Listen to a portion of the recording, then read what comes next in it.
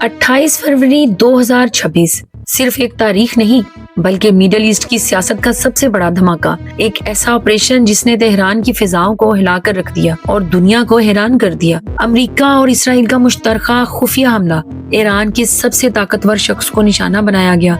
वो लीडर जो 36 साल तक ईरान की सियासत, फौज और खित्ते की स्ट्रेटजी को कंट्रोल करता रहा, एक लम्हे में सब खत्म। क्या ये सिर्फ एक टारगेटेड स्ट्राइक थी या फिर एक नई आलमी जंग का आगाज? आज की इस वीडियो में हम खोलेंगे इस सीक्रेट ऑपरेशन की पूरी कहानी, प्लानिंग, इंटेलिजेंस और वो फैसले जिन्होंने मिडल ईस्ट का नक्शा बदल दिया। तो वीडियो शुरू करने से पहले अगर आपने मिशन मिडनाइट को अभी तक सब्सक्राइब नहीं किया तो चैनल को सब्सक्राइब कीजिए, वीडियो को लाइक कीजिए। तो लेट्स स्टार्ट द वीडियो। 28 फरवरी 2026 की तारीख में दर्ज हो चुकी है। अमेरिका और इसराइल ने मिलकर ईरान के supreme leader Ayatollah Ali Khamenei को शहीद कर दिया है।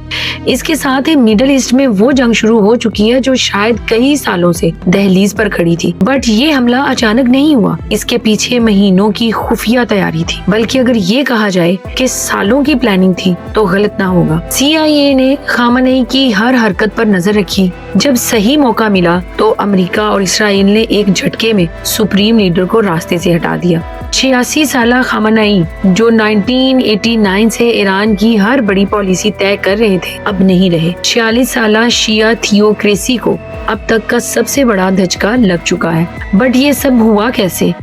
फ्रेंड्स, CIA कई महीनों से खामेनी की निगरानी कर रही थी।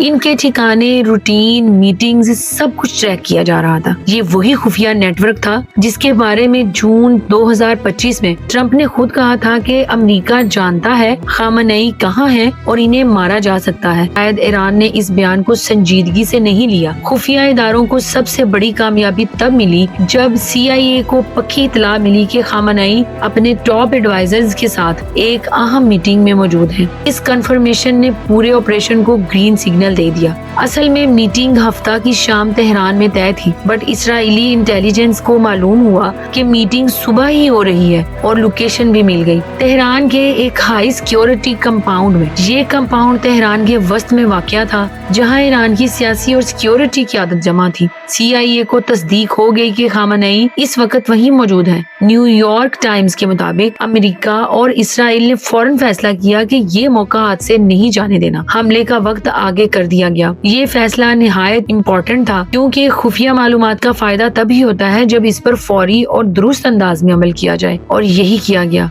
वाशिंगटन में आधी रात के फौरन बाद ट्रंप ने हमले का हुक्म दे दिया। ये वो वक्त था जब जिनीवा में ओमान की सालसी में होने वाली बातचीत के 2 दिन बाद भी कोई नतीजा नहीं निकला था। मुज़ाकरात नाकाम रहे थे और ऑपरेशन का फैसला हो गया। इसराइल में सुबह तकरीबन 6 बजे फाइटर जेट्स अपने अड्डों से रवाना हुए। इनके पास तवील फासले तक मार करने वाली इंतहाई दुरुस्त मिसाइलें थी। तकरीबन 2 घंटे बाद सुबह 9:40 पर तेहरान में मिसाइल अपने हदफ पर जा गिरे। NYT के मुताबिक हमला एक साथ कई मकामात पर किया गया। इनमें से एक वो कंपाउंड था जहां ईरान की सीनियर सियासी और सिक्योरिटी क़यादत मौजूद थी। ईरान की मुकम्मल तैयारी के बावजूद इसराइल ने टैक्टिकल सरप्राइज हासिल किया। यानी ईरान को अंदाजा था कि हमला हो सकता है, बट कब और कहां होगा ये मालूम नहीं था। सैटेलाइट तस्वीर ने तस्दीक कर दी कि खामेनी के हाई सिक्योरिटी कंपाउंड मुकम्मल तौर पर तबाह हो चुका है। 1 मार्च की सुबह ईरानी सरकारी TV ने खामेनी की मौत की तस्दीक भी कर दी।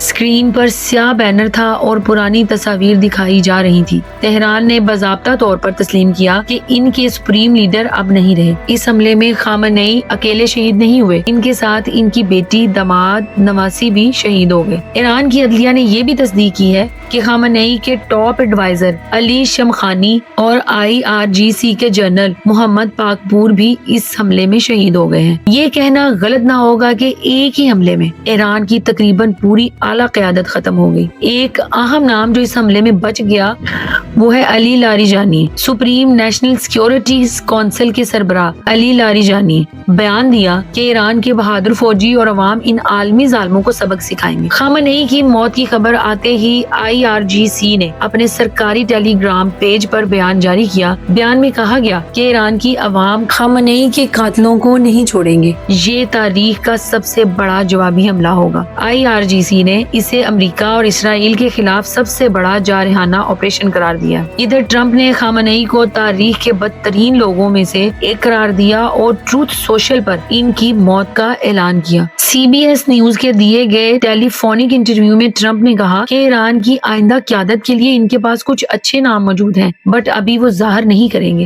فرینڈز، اسرائیل اور امریکہ کا یہ آپریشن اچانک نہیں بنا، یہ تقریباً 8 سے 9 مہینوں کی تیاری کا رزلٹ ہے۔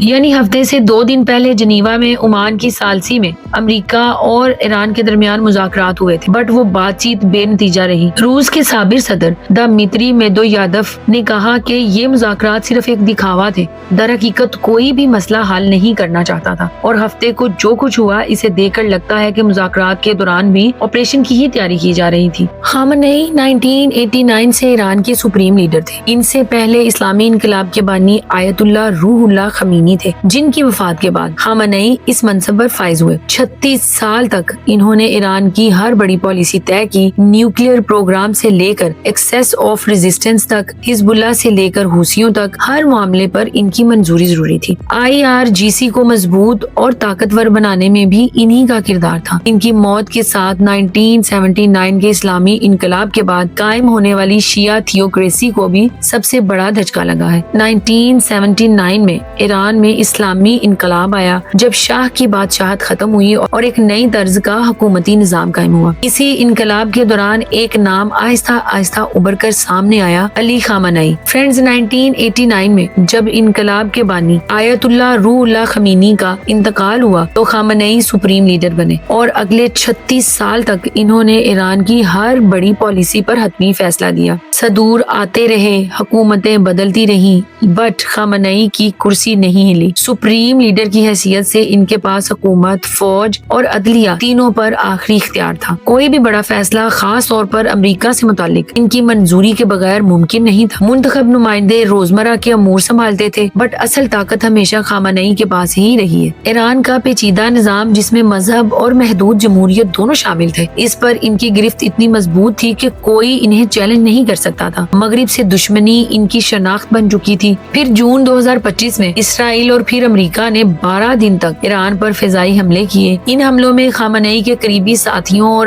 IRGC کے کئی کمانڈرز شہید ہو گئے۔ ایران کے جوہری اور میزائل ٹھکانوں کی تباہی کی خبریں سامنے آئیں۔ اس وقت خامنئی کو روپوش ہونا پڑا تھا۔ یہ ان کے 36 سالہ اقتدار کا سب سے مشکل دور تھا۔ اسی دور میں امریکہ نے ایران سے مطالبہ کیا کہ وہ اپنا بیلسٹک میزائل پروگرام بند کر دے، بٹ خامنئی نے میزائل پروگرام پر بات چیت سے بھی انکار کر دیا۔ اب ایران ان میزائلوں کو اسرائیلی حملوں کے خلاف اپنی آخری دفاعی ڈھال سمجھتا تھا۔ شاید یہی موقف ان حملوں کو مزید قریب لے آیا جو بالآخر ان کی جان جانے کا سبب بنے۔ باہر سے دشمن، اندر سے مخالفت، جوہری مذاکرات کا دباؤ اور مڈل ایسٹ میں کم ہوتا ہوا اثر و رسوخ، سب کچھ خامنئی کے خلاف جا رہا تھا۔ ہفتے کے دن جب تہران کی ایک کمپاؤنڈ میں میزائل گرے تو وہ دور ختم ہو گیا جس نے دہائیوں تک مڈل ایسٹ کی سیاست کو اپنی مرضی کے مطابق چلایا تھا۔ اب ایران کے سامنے 3 راستے ہیں، یا تو اسمبلی آف ایکسپرٹس کسی نئے سپریم لیڈر پر متفق ہو جائیں، یا IRGC براہ راست اقتدار سنبھال لے، یا بیرون ملک سے کوئی اپوزیشن لیڈر ابھر کر سامنے آئے۔ ان میں سے کون سا راستہ اختیار کیا جائے گا، اس کا فیصلہ تہران کی گلیوں سے لے کر واشنگٹن کے دفتروں تک ہوگا۔ بٹ ایک بات تو طے ہے کہ خامنئی کے جانے کے بعد ایران